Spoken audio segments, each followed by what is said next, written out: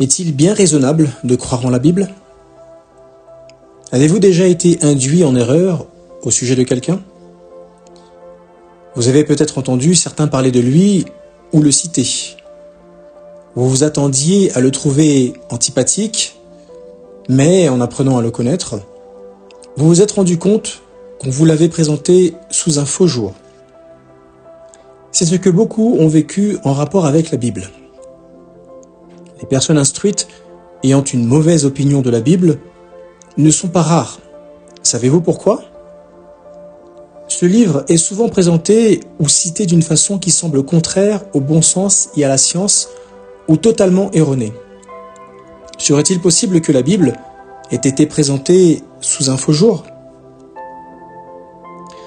En ayant regardé les différentes vidéos à propos des 5 questions à se poser sur l'origine de la vie, avez-vous été surpris d'apprendre que ce que dit la Bible est scientifiquement exact? Beaucoup le sont. Et ils le sont tout autant de découvrir que la Bible n'enseigne pas des idées que bien des religions lui attribuent.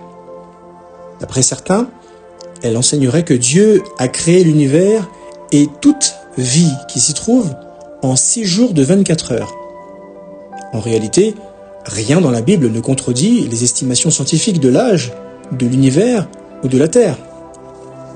De plus, la brève description qu'elle donne de la manière dont Dieu a fait naître la vie sur notre planète laisse les coudées franches à la recherche et aux théories scientifiques. Ce que déclare la Bible, c'est que Dieu a créé toute vie et qu'il a produit les êtres vivants selon leur genre, selon Genèse chapitre 1 verset 11, versets 21 et 24. Ces déclarations s'opposent peut-être à certaines théories, mais pas aux faits établis. L'histoire de la science montre que si les théories vont et viennent, les faits, eux, restent. Toutefois, beaucoup de gens hésitent à examiner la Bible parce qu'ils sont déçus par les religions dans lesquelles ils ne voient souvent qu'hypocrisie, corruption et incitation à la guerre. Mais est-il correct de juger la Bible sur le comportement de ceux qui prétendent la représenter?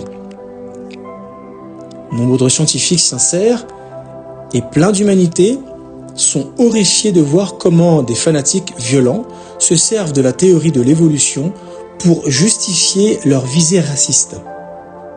Serait-il correct de juger la théorie de l'évolution sur cette base? Il serait assurément préférable de